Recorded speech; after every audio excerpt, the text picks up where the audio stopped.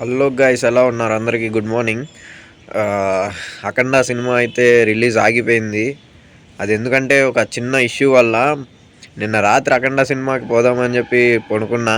పొద్దున్నే లేచి చూస్తే సినిమా రిలీజ్ ఆగిపోయింది.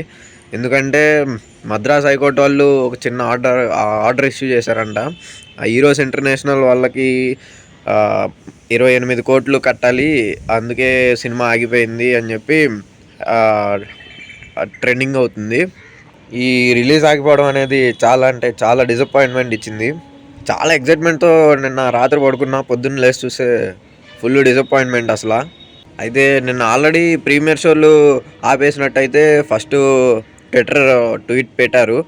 పైగా కాసేపటికే అదే 11:40 అలా ఈ పోస్ట్పోన్ చేస్తారు రిలీజ్ని కూడా. అయితే ఇది ఎప్పుడు రిలీజ్ చేస్తారని ఒక టాక్ నడుస్తుంది. ఇంకొక వైపు ఏమో సంక్రాంతికి అనుకుంటున్నారు. ఈ సంక్రాంతికి అయితే మనకి రాజసాబ్ ఉంది, మళ్ళీ చిరంజీవి గారిది ఒక సినిమా ఉంది. అప్పుడు అఖండ పెడితే నేనైతే కన్ఫర్మ్గా అఖండాకే వెళ్తా. మరి మీరు దేనికి వెళ్తారో కామెంట్ చేయండి.